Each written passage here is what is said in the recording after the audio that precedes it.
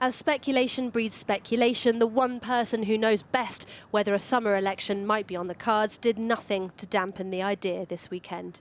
You said second half of this year. Second half of this year could be July. Yeah, and again, I'm not going to say anything more than I've already said. So I've been very clear about that. We have July. Again, you're going to try and say you're ruling this in, you're ruling that in. I remember when I was... I just need to know when to book my holidays.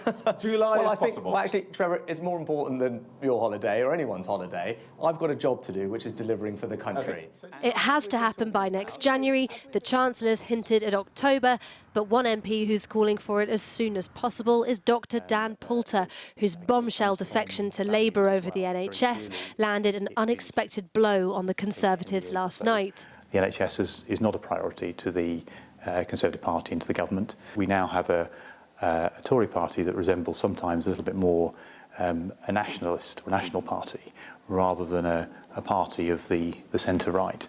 Among Sir Keir Starmer's fresher supporters are Conservatives of yore, Nick Bowles and Iceland boss Richard Walker. Labour's Shadow Health Secretary today spoke of both as he called for more sign-ups to what he described as the party's big tent. We've got a serious team and a serious plan, and I hope that when the election comes, disaffected Conservatives like Dan Poulter choose change with Labour. And while Labour makes overtures to centrist Conservatives, dissent as ever bubbles away on the right. Never mind a July election, the Sunday Times reports that Rebel MPs have come up with a 100-day plan, one that would see Sunak replaced by a caretaker Prime Minister who go on a policy rampage, capping net migration significantly and cutting benefits.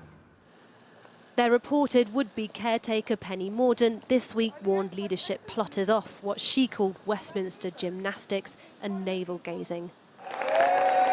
But plotters are hoping their tent may grow if this week's local elections deliver a drubbing. Thursday's results will be a bellwether for Sunak's ailing party. And today, reports the government had brought forward plans to detain asylum seekers to coincide with the polls were neither confirmed or denied. The Guardian reports that from tomorrow, some who turn up for routine meetings at immigration service offices will be taken to detention centres in preparation for putting them on flights to Rwanda.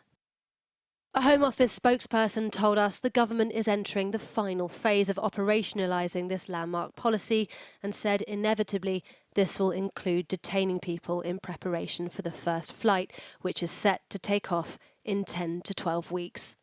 As many as are of that opinion will say content. Contrary not content.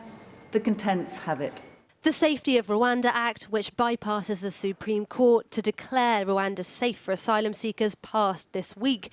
The Prime Minister has made the scheme's success crucial to his political capital that on Thursday will be put to the test and weighed against any decision on that all-important date of the general election.